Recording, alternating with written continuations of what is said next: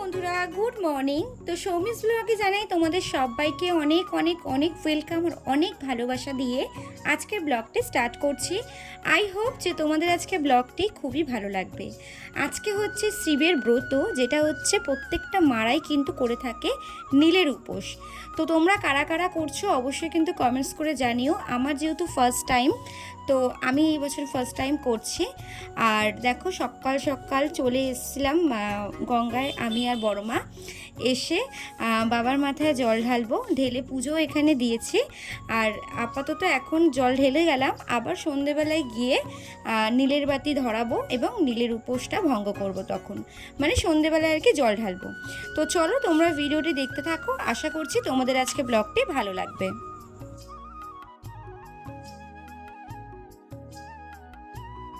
এখানে মোটামুটি পুজো দেওয়া কমপ্লিট। তো এবার আমরা বেরিয়ে যাব। যাওয়ার সময় একটু মন্দিরে দর্শন করে নিলাম, যেখানে আমরা সবাই জানি যেখানে চিড়ের মেলা হয় সোদপুরে। তো এখানেই সেই মন্দির যেখানে শ্রী চৈতন্যদেব এসেছিলেন। তো তারপরে দেখো বাড়িতে এসেই আগে রান্নাটা আমি বসিয়ে দিয়েছিলাম, যেহেতু বাসি কাজ সব হয়ে গেছিলো। তোমাদের দাদাভাই মোটামুটি সকালের যা কাজ ছিল করে নিয়েছে। আমি গঙ্গা থেকে এসে রিহুকে খাইয়ে দিয়ে আগে রান্নাটা বসিয়ে দিয়েছিলাম, কারণ উপোসের পরে না সারাদিন ধরে কাজ করতে ইচ্ছে করে না, খুবই কষ্ট হয়। তার মধ্যে যা আজকে রোদ্দুর উঠেছে আরও কষ্ট হচ্ছে। তো যাই হোক, এখানে দেখো আজকে আলু পটলের রসা করব, আর হচ্ছে পাঁপড় ভাজা আর ভাত করে দেবো। আজকে যেহেতু বাড়িতে একটু লোকও আসবে, তো ওর জন্য তোমাদের দাদা ভাই আর তার জন্য একটু রান্না করে নিলাম। তো এসে তারপরে দেখো এখানে পুজোর ডালাও কিন্তু শাশুড়ি মা গুছিয়ে রেখেছে। আমি শুধু বাবার ফলটা সাজালাম আর শুধু দুধ ঘি মধু এগুলো ঢাললাম। ওদিকে শাশুড়ি মা পুজো টুজো দিয়ে সব কিছু কিন্তু কমপ্লিট করে রেখেছে। তো চলো এবার মন্দিরে যাব। এখন কিন্তু বাজে প্রায় ওই 4টে নাগাদ। তো দেখো বেরিয়ে গেছি মন্দিরের উদ্দেশ্যে। আর আমাদের এখন এই পাড়ার মন্দিরেই জল ঢালি, যেহেতু মানে যেখানে আগে আমি জল ঢালতাম সেখানে প্রচুর ভিড় হয়, তো ওর জন্য যাই না। আর তোমরা দেখছো তো এটা কি অবস্থা? হ্যাঁ ঠিকই দেখছো, মন্দিরের ভিতরে ঢুকে রিহু দেখো, রিহুকে প্রত্যেকটা মানুষই এসে শিবের মাথায় যে জল ঢেলেছে, তারপরে আমার ছোট্ট শিব ঠাকুরটাকেও কিন্তু জল ঢেলেছে, আমার ছোট্ট ভোলে বাবা। আবার দেখো কি সুন্দর নমও করতে শিখে গেছে কিন্তু এখন রিহু। তোমাদের আজকের এই ভিডিওটি কেমন লাগলো অবশ্যই কিন্তু লাইক কমেন্টস করে জানাবে, বিশেষ করে এই রিহুর এই দৃশ্যটি কিন্তু জানাবে কেমন লাগলো। তো দেখো এদিকে একটা ঠাকমা পুজো দিয়ে নিচ্ছে, তারপরে কিন্তু আমরা পুজো দেবো। তো চলো তোমরা ভিডিওটা কন্টিনিউ দেখতে থাকো। রিহু কিন্তু খুবই আনন্দ পাচ্ছে মন্দিরের ভিতর ঢুকে, আর শুধু এদিক ওদিক ঘুরে ঘুরে দেখছে, একবার ফুল টানছে একবার নমও করছে, মানে ও যা আর কি করে থাকে। তো চলো এদিকে দেখো আমি চন্দনটা বাবারকে আর কি তিলক পরাবো, তার জন্য এখানে চন্দনটা আমি সাজিয়ে নিচ্ছি, মানে আর কি বাবার যে গেরুয়া কালের যে চন্দনটা হয় সেই চন্দনটা। তো এই চন্দনটা আমি বাবাকে আগে দিয়েই থাকি, প্রত্যেকবারে যখন উপোস করি বাবাকে সুন্দর করে স্নান করে চন্দন টন্দন দিয়ে সাজিয়ে তারপরে কিন্তু আমি পুজোতে বসি। তো চলো তোমরাও আমার পুজো দেখতে থাকো আমি কিভাবে পুজো করছি।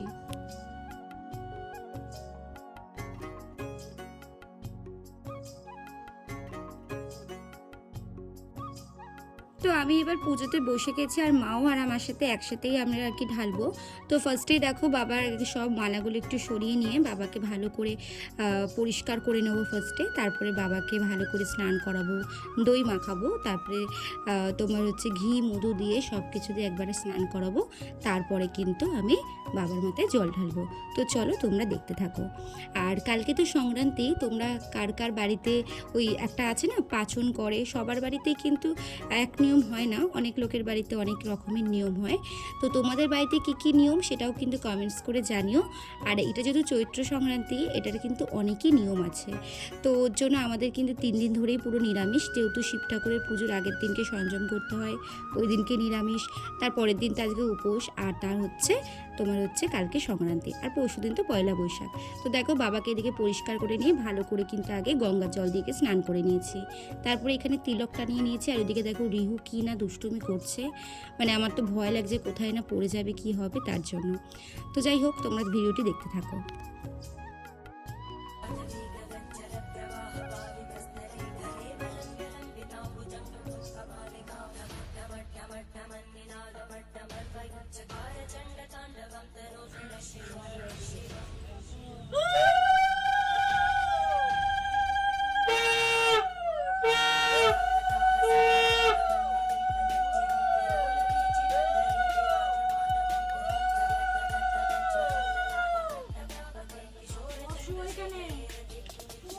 ঘটিটা চরণামিত্র পড়ছো না?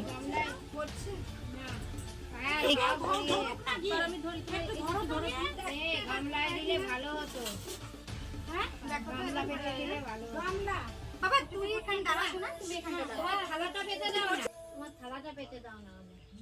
আগে জানো তো এই মন্দিরটি যে আমাদের পাড়াতেই থাকে আমি কিন্তু জানতাম না।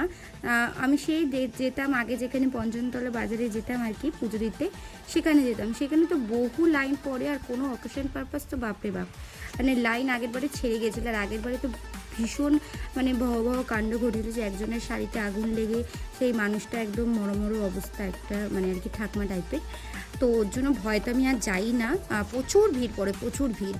তো এই মন্দিরটি এসে এতটা শান্তি পাই না, মানে একদমই নিজের মতো করে অনেকক্ষণ ধরে বাবাকে পুজো করতে পারি, মানে সত্যি মানে এত শান্তি পাই। আর আগের বছরে যখন এসেছিলাম তখন কিন্তু এই মন্দিরে মানে একটা আশ্চর্য ঘটনা ঘটেছিল। সেটা হচ্ছে মানে আমরা যে জল ঢালছিলাম সেটা তো আমরা ঢালছিলাম বুঝতে পারিনি, কিন্তু ওপরের তখন এই মন্দিরটি এত ভালো ছিল না, তখন না চাল টাইপের ছিল। তো তখন ওই চালের ওপর দিয়ে একটা সাপ পুরো বেয়ে যাচ্ছিল, মানে আমরা খেয়ালই করিনি যে ওটা সাপ ছিল। যে তারপরে যখন বেরিয়ে যাই আর কি, যখন শাক উলুধ্বনি পড়ে তখন কিন্তু মানে সাপটাকে আমরা খেয়াল করি। ফোন ছিল না বলে আমি ভিডিও করতে পারিনি, তো নয়তো তোমাদের দেখাতে পারতাম।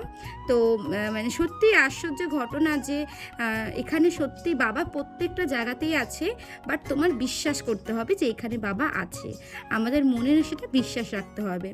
তো যাই হোক, এই মন্দিরটা এসে আমি ভীষণ আনন্দ পাই, আর আমার মন থেকে আমি মানে মন মতো করে পুজো দিতে পারি। তো মনের মতো না করে পুজো হলে জানা কেমন একটা কিন্তু বোধ লাগে। ওই তাড়াহুড়ো করে পুজো দিয়ে 2 মিনিটে মানে একজনের ওপর আরেকজন ঘাড়ে জল ঢালছে, ওটা ঠিক আমার ভালো লাগে না। তো যাই হোক, এবার দেখো পুজো প্রায় কমপ্লিট হয়ে গেছে। এবার আমি নীলের বাতি ধরাবো, আর ঘরেও সন্ধেবেলায় একটা নীলের বাতি ধরাতে। আমার মাকে দেখতাম যে সন্ধেবেলায় মানে মন্দিরে তো পুজো দিতই, তারপরে কিন্তু বাড়িতে এসে নীলের বাতি ধরাতে হয়। আর নীল কালারের মোমবাতিটা মা ধরাতো, তাহলে বলে যে কি এটাকে নীলের বাতি বলে।